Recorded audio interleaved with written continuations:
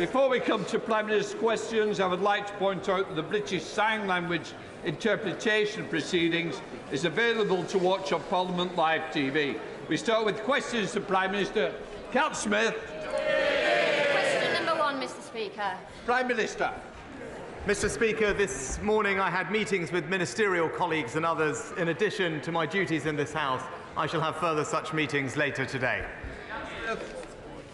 There are no NHS dentists taking on patients in Lancaster and Fleetwood, and for those constituents of mine lucky enough to have one, they're waiting months for an appointment. So can I ask the Prime Minister how long he had to wait for his last NHS dentist appointment? Prime Minister. Well, Mr. Speaker, as a result of the new reformed NHS dentistry contract, there are now more NHS dentists across the UK with more funding, making sure people can get the treatment they need. But, Mr. Speaker, let me answer the lady directly. I am registered with an NHS GP. I have used independent healthcare in the past. I'll answer her question.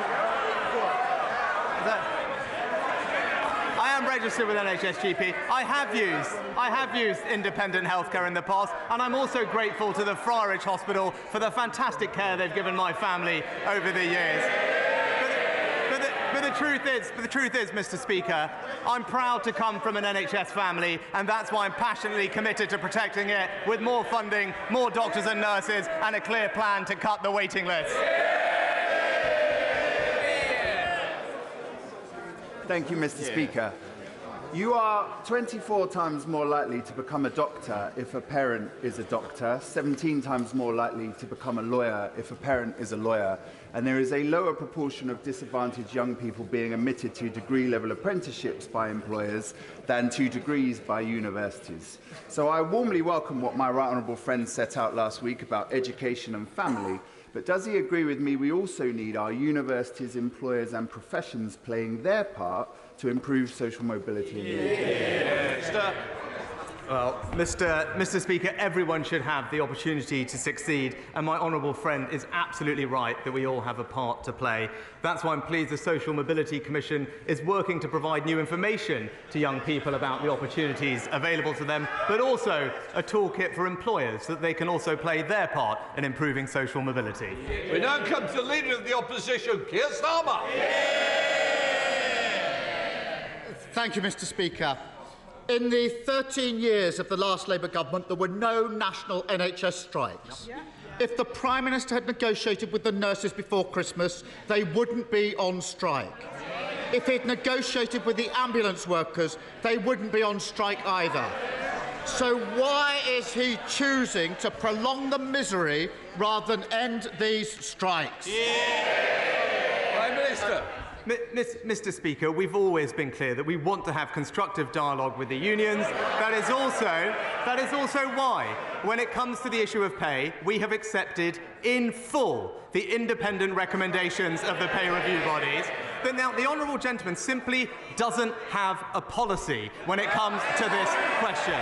If he wants, he talks about wanting to end the strikes. The question for him is simple then. Why does he not support our minimum safety legislation? We all know why. We all know why, Mr. Speaker. It's because he's on the side of his union paymasters, not patients. Mr. Speaker, when I clap nurses, I meant it. His response to the greatest crisis in the history of the NHS is to threaten to sack our nurses. His Transport Secretary says it's not the solution. His Education Secretary hopes it won't apply in schools. His own assessments say it could increase the number of strikes. The simple truth is you can't legislate your way out of 13 years of failure. Between 2010 and 2019, before anyone had heard of COVID, Prime Minister, the number of people stuck on the NHS waiting list doubled. Why do patients always wait longer under the Tories? Whoa. This is the new year. I want to start off with the refreshed chamber, but certainly not by interruption. Prime Minister. Well, Mr. Speaker, he talks about the minimum safety legislation. Let's just talk about it a little bit further, because this is a simple proposition that no one denies the union's freedom to strike, but it is also important to balance that with people's right to have access to life-saving healthcare at the same time. Mr. Speaker, this shouldn't be controversial. This shouldn't be controversial. The International Labour Organization supports minimum service levels. They're present in France, in Italy, in Spain. Normally, he's in favour of more European alignment, Mr. Speaker. Why not now? Mr. Speaker, they've gone from clapping the nurses to sacking the nurses. It's that simple. And to add insult to injury, they're the cause of the crisis. His government commissioned a report on waiting times. He knows this. His own report says this is not a COVID problem, it's 10 years of managed decline. As a result, 7.2 million people are now waiting for treatment. He says he wants to be held to account over that. So let's be very clear. Is his promise merely to get those numbers back to where they were before COVID, that's 4.6 million, or back to where Labour had them in 2010, almost half of that? Which is it? Prime Minister. Mr. Speaker, again, let's just start with the facts. The honourable gentleman seems to completely ignore the fact that not just in England, but in Scotland and in Wales and in many other European countries, COVID has had an extraordinary impact on health services. Now we have a very clear plan to bring the waiting list down, and it's one that the NHS supports. But I tell you what the NHS doesn't need. What they don't need is Labour's idea. What they don't need is Labour's only idea, which is for another completely disruptive, top-down, unfunded reorganisation buying out every single GP contract. Now, these aren't my words, Mr. Speaker. The CEO of the Nuffield Trust said it will cost a fortune and it's out of date, just like the Labour Party. Mr. Speaker, so he can't tell us how much he'll reduce waiting lists by or when. So much for accountability that he wants. As ever with this Prime Minister, you scratch the surface and you find there is nothing there. Last month, 1.4 million people waited more than 4 weeks for a GP appointment. When Labour left government, you were guaranteed an appointment in 2 days. When does the Prime Minister expect to get back to that? Well, Mr. Speaker, when it comes to waiting lists, we've already eliminated 2-year wait lists, done last year. We're on track this spring to eliminate those waiting 18 months, with a clear plan to go further, to eliminate those waiting 52 weeks by next spring. And we're doing that with record funding, more community diagnostic centres, more surgical hubs and more patient choice. And that's why, Mr. Speaker, I've made tackling wait lists one of my 5 priorities. But what are his? They seem to change every single week. Right? That first, he was against NHS outsourcing. Now, he's apparently in favour of it. He's inconsistent, unprincipled, and in hock to his union. I wonder if Order. Can I just remind the Prime Minister, it's Prime Minister's questions, not opposition questions. Keir Starmer. Thank you, Mr. Speaker. I heard the Prime Minister saying he's now registered with an NHS doctor, so he'll soon enjoy the experience of waiting on hold every morning at 8 a.m. to get a GP appointment. But I can tell him that those that are waiting now don't want another round of empty promises or boasting about what he's done. They just want to know when they'll be able to see a doctor. And this is not just about routine care. There could be nothing more terrifying than being told you might have cancer. That's why the last Labour government brought in a guarantee you'd been seen by a specialist within 2 weeks. Today, 50,000 people are waiting longer than that. 50,000. And everyone in this House will appreciate the anxiety that they're feeling. So when will cancer patients once again get the certainty of quick care that they got under Labour? Mr. Speaker, why is there a challenge with Cancer Times right now? I tell you, again, it's just... I just absolutely no understanding of the situation, Mr. Speaker. What happened to cancer referrals during COVID? They went down by almost 2/3, Mr. Speaker. That was because of a pandemic that they went down. And by the way, if we had stayed and listened to him, we'd still be in lockdown and there'd be a bit more waiting list, right, Mr. Speaker? But actually, right now, there are record levels of cancer treatment as we catch up with those missed things. But he talks about what's terrifying, Mr. Speaker. What's terrifying is right now. What's terrifying is that right now, people not knowing whether when they call 999, they will get the treatment that they need. Now, Mr. Speaker, in Australia and Canada and the US, they ban strikes on blue light services. We're not doing that. All we're saying is that in these emergency services, patients should be able to rely on a basic level of life-saving care. Why is he against that, Mr. Speaker? There's not a minimum level of service any day because they've broken the NHS. And he's not promising that people would get to see a doctor in a few days like they did under Labour. He's not promising that cancer patients would get urgent treatment as they did under Labour. He's not even promising an NHS that puts patients first like it did under Labour. No, he's promising that one day, although we can't say when, their record high waiting list will stop growing. And that's it. After 13 years in government, what does it say? But the best they can offer is that at some point they might stop making things worse. Right, Minister. Well, Mr. Speaker, when it comes to the NHS, it's crystal clear. The Conservatives on the side of patients, Labour on the side of their union paymasters. Mr. Speaker, I've laid out my priorities for the country. Waiting lists down, inflation down, debt down, growth up, and the boat's stopped, Mr. Speaker. All he does is flip from one thing to another, and that's the difference between him and me. He's focused on petty politics. I'm delivering for Britain.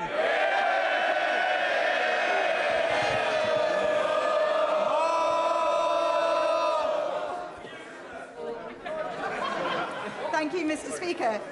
On behalf of my constituents in Truro and Falmouth, actually, I would like to thank all of the health and social care professions in Cornwall for all of the hard work they're doing in a particularly difficult winter. In Cornwall, we don't get any respite in the summer because everybody comes to Cornwall for their holidays, which is brilliant. So there is no respite in the summer or the winter for our health and social care professionals. And in addition to that, Mr. Speaker, when we're trying to recruit people into social care, which is a vocation,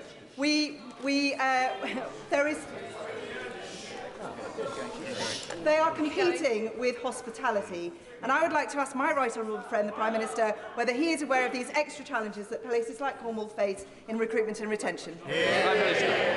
Well, my honourable friend is absolutely right to shine a spotlight, and I share with her and be incredibly proud of all our social care workers for the commitment that they have to their profession. And that's why many of them will benefit this spring from an almost 10% increase in the national living wage, putting an extra £1,600 in their pay slips. But also, we want to make sure that they feel valued with professional development, training and career progression, and the £500 million investment we're putting into the social care workforce will do exactly that for hers and other workers. We now come to the Leader of the SNP, Stephen Flynn. Mr. Speaker, the longest and deepest recession in the entire G7. Brexit, 13 years of Tory rule. The energy price crisis, inflation and interest rates. If the people of Scotland are to do the math, as the Prime Minister so hopes, will they not come to the conclusion that this union simply doesn't add up? Well, I'm pleased the honourable gentleman brought up energy, and he's right to do that, because energy, and when it comes to the economy, is incredibly important to Scotland's energy, and actually Scotland will play a fantastic part in helping us transition to net zero.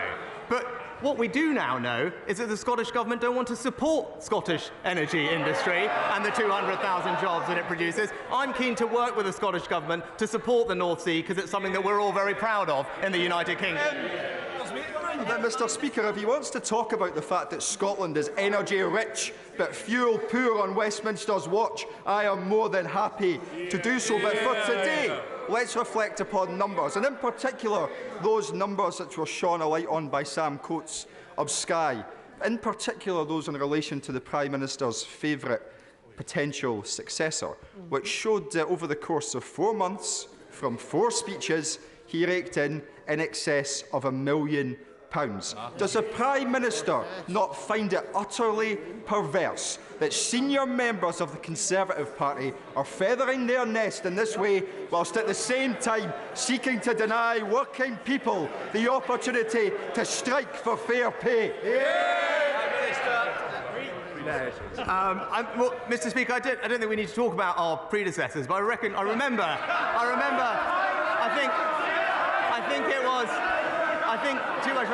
I think it was one of his predecessors that did indeed work for Russia Today, if I'm not mistaken. But what I would say is he talks about the priorities. You know, yesterday the SNP spent time talking yet more about independence at a time when we should be talking about delivering for people across the United Kingdom, focusing on their jobs, improving the NHS across the UK, in Scotland as in everywhere else. That's the kind of thing I want to talk to the Scottish Government about, and I hope that he'll work with me to do that. Thank you, Mr. Speaker. Conservative governments have a proud record of supporting the UK steel industry. So can I thank my right honourable friend, the Prime Minister, for the work that he has already done for steel. He will know that steel is a vital strategic industry. Absolutely. It is essential for everything we do, from defence to growth. So can I ask him, will he do everything he can to ensure that we're always able to make steel in this country? And does he agree with me that steel is always safest under a Conservative Mr. Speaker, my honourable friend is a fantastic champion for the steel industry, and this government remains committed to a thriving UK steel industry. That's why our support for steel includes almost £800 million in relief for electricity costs, and steel companies are eligible to bid for up to £1.5 billion in capital grants to speed their transition to net zero steel production. Liz Saville-Roberts. And I'm sure the whole House will wish to join me in wishing all the best to Gareth Bale, the former captain of the Wales men's soccer team, who's been a national inspiration and took Wales to the Football World Cup. This Tory government attacks dedicated health and ambulance staff, but disruption from strikes is as nothing compared with the chronic disruption caused every day by their 13 years butchering of health budgets. Meanwhile, Labour's Health Secretary in Wales follows the Tory playbook, blaming patients themselves for the standards of their health. But the reality is this: health services in Wales suffer from a combination of mismanagement by Labour and a Westminster funding system which perpetuates poverty. Yeah, indeed. Levelling. Prime Minister.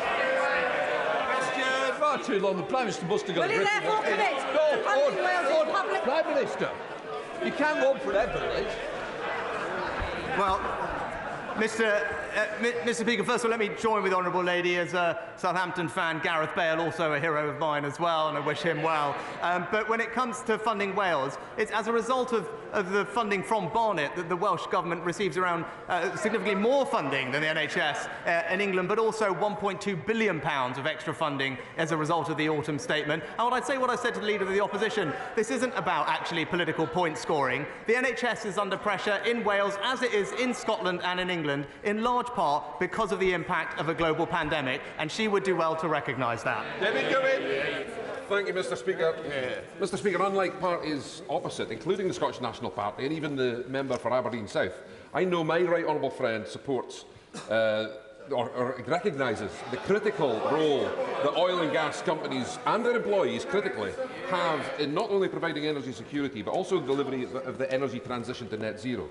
Can he therefore confirm that this government's or can confirm this government's ongoing commitment to expanding on our carbon capture utilisation and storage capacity, including the Acorn project in St Fergus in my constituency, and can he provide an update on the Track 2 sequencing? Prime Minister. Mr. Speaker, my honourable friend is a fantastic champion and campaigner for this project. We will invest up to £1 billion to establish carbon capture and storage in 4 industrial clusters by 2030. We very much recognise the benefits of the Scottish cluster and the role it could play in decarbonisation, and we're progressing our track 2 and we'll set out further details in due course. Davis Jones. Mr. Speaker, the Times recently reported that schools across the UK are in crisis as the effects of online influencer Andrew Tate's vile misogyny infiltrates our classrooms and society. Teachers are now having to develop their own resources to re-educate boys who are being brainwashed online by his deeply toxic messaging. The Prime Minister has been too slow to recognise this damage this is causing. What has he done? What is his government doing to tackle this misogyny, this incel culture and the radicalisation of young men in this country? And will he commit to giving teachers the resources that they need to address this problem head-on? Mr. Speaker, with regard to funding, we announced in the autumn statement £2 billion of extra funding for our schools. But I'm also proud that this government has introduced the world-leading, world-first online safety bill, which specifically improves protections for children and puts very strict obligations and penalties on tech companies for enforcing them. Thank you, Mr. Speaker. The Building a Brighter Future project at Torbay Hospital will be the biggest single investment in South Devon's healthcare services since the NHS was founded in 1948. Can he assure me the government's commitment to it remains unchanged? My honourable friend is a fantastic champion for his local hospital and his constituents. I'm pleased to say that the new hospital scheme for Torbay is part of our plan to deliver dozens more hospitals by 2030. We will remain committed to the delivery of that new hospital, and I'm pleased that his trust are talking to the new hospital programme team about how to progress those plans. Alex Cunningham. Thank you very much, Mr. Speaker. Taxpayers are set to lose tens of millions of pounds after the transfer of valuable public assets to 2 Teesside businessmen, all without a full and transparent procurement process. And a relative of one of those people is now benefiting from millions of pounds worth of scrap from the same Teesworks site. Will the Prime Minister launch an inquiry into these crony contracts? And whilst he's at it, tell his Environment Secretary to get serious about the environmental disaster of the Teesside coast, which is linked to the site. Prime Minister. Well, Mr. Speaker, as the honourable gentleman will already be aware, DEFRA already carried out a comprehensive, evidence-led investigation, considered everything robustly and concluded that natural causes was most likely responsible for some of the things that we saw. But we recognise people want a thorough investigation of this issue, and DEFRA have confirmed that an independent panel will be set up to report quickly. Philip Davies.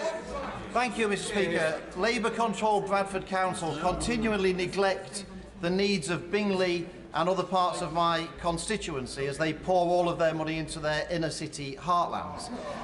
Therefore, my constituents look to the government in order to put right their failings. That's why the Levelling Up Fund is so important. So, will the Prime Minister insist that the Levelling Up Fund for Bingley, which has been submitted, which will also unlock many millions of pounds of private sector investment, will he insist that that bid is successful when the announcement's made in the near future? What about mine?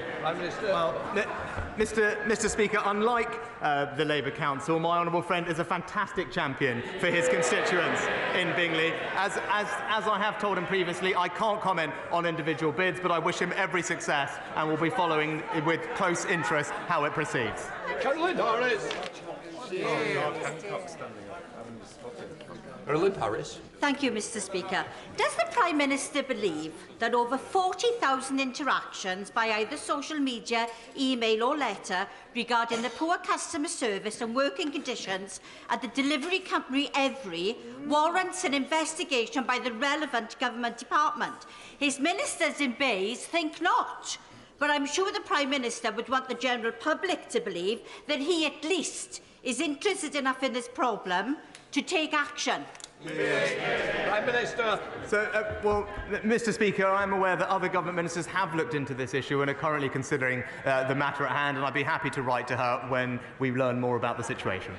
The Bruce. Speaker, does the Prime Minister agree that the right way to secure the best future for the British people is to deliver on the people's priorities and secure a strong economy? Yeah.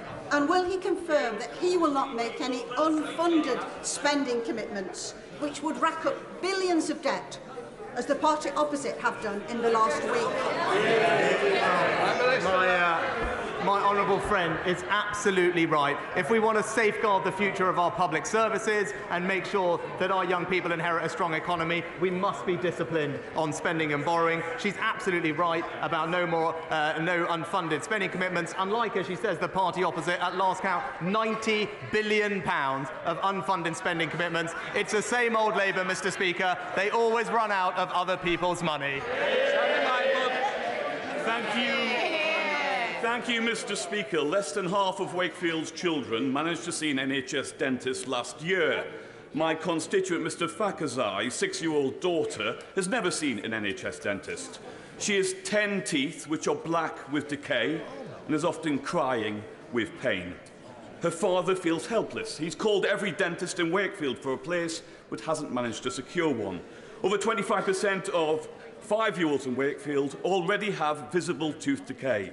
So when will the Prime Minister stop dithering and take action to address our national dental emergency? Prime Minister. Well, Mr. Speaker, I'm very sorry to hear about the case raised by the honourable gentleman. I'm happy to look into that specific one more closely. But as I said in answer to an earlier question, we have recently reformed the NHS dentistry contract, hundreds of millions of pounds of more funding and more dentists, which should make a difference around the country. But I'll write to him on the specific case. Liz Ross.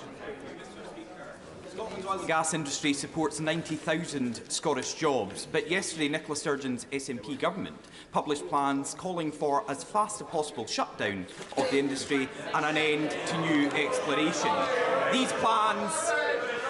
These plans are naive and reckless and were previously described by the SNP leader in this House as crazy. So will the Prime Minister reaffirm his support for Scotland's oil and gas workers and the future of our industry? Prime Minister. Mr. Speaker, honourable friend is absolutely right. We know that we will have to rely on hydrocarbons for decades to come as we transition to net zero. And consuming oil and gas from the North Sea means less than half the carbon footprint of importing that same oil and gas, which obviously makes sense to do it here and in the process support tens of thousands of jobs in Scotland. So I can reassure him that the Scottish oil and gas industry has this government's wholehearted support. Thank you, Mr. Speaker. The Tory crisis in the NHS includes ophthalmology, the largest and busiest outpatient service. There are more than 650,000 people waiting to see an eye care specialist. Will the Prime Minister back my bill calling for a national eye health strategy that would ensure that nobody waiting to see a specialist will go without and potentially lead to a complete loss of sight? Prime Minister.